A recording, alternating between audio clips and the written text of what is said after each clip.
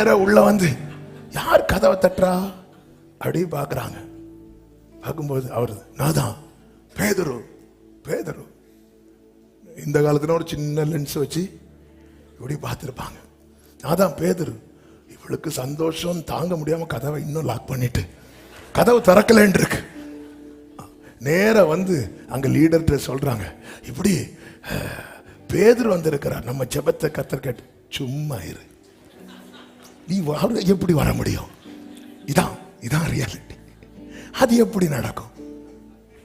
அவன் இங்க வச்சு கேட்போம், உன் வீட்டில் என்ன எண்ணெய் குறையல, மாவு குறையல. போகும்போது பிள்ளை சொல்ல மாட்டேன், அம்மா அப்ப நம்ம வீட்டில் நீ எண்ணெய் குறையாதுல்ல, எண்ணெய் தீர்ந்து 2 நாள் ஆச்சு.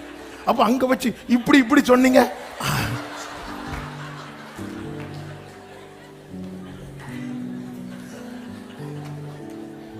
நீ நடக்காதுன்னு சொல்ற உன் ஞானம் கெட்டு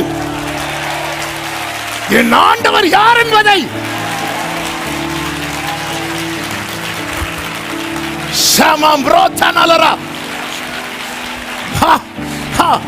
ஆகாதென்று தள்ளின கல் மூளைக்கு தரைக்கல் ஆயிற்று. அவ்வளவு பேர் சொல்லுவான், இது கர்த்தராலே.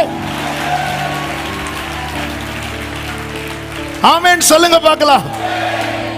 ஞானம் கெட்டு, ஹல்லேலூயா, ஞானம் கெட்டு.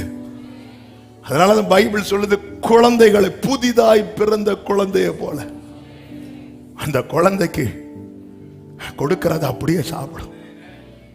செட் ஆகாதது வாந்தி பண்ணும், ஆனா சாப்பிடும். ஹல்லேலூயா. நம்ப முடியல, ஏன்? ஏதோ ஞானம் இடிக்குது. ஆண்டு சொல்லுது.